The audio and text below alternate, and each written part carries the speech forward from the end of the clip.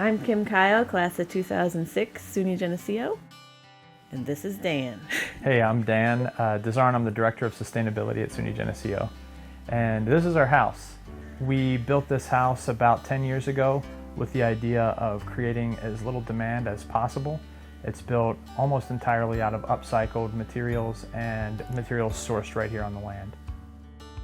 We didn't want a house right up on the road, so we decided to make a small parking area out front and then build a trail that you had to kind of saunter through the forest to get to the house. We wanted to build a yurt, and Kim had lived in a yurt before and really liked circular living. It's efficient in terms of heating because there's not a lot of corners for airflow to get stuck in. These were walnut limbs from a logging project that I saw happening near Geneseo, and I just asked if I could have the limbs, and they gave them to me and I milled them down. This ash came from an ash tree that was here on the property, and we've built tables. Our bed upstairs is made out of this ash. Basically, all of these large members here that you see, like the blue pieces, those are quarter sections of the trunks of the trees that were standing here when we decided to make this. So the railings are built out of the saplings that were standing where our gardens are.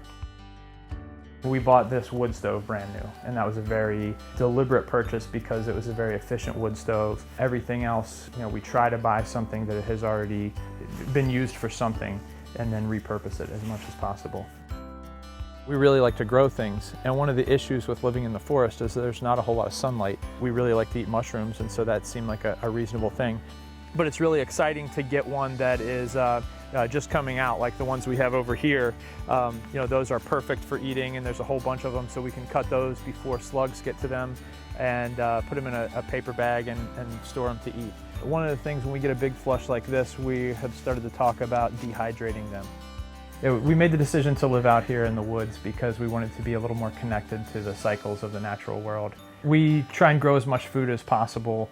We try to preserve the biodiversity of the things that live here in the forest.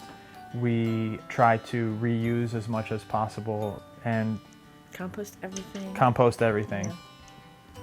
And take care of our kids out here.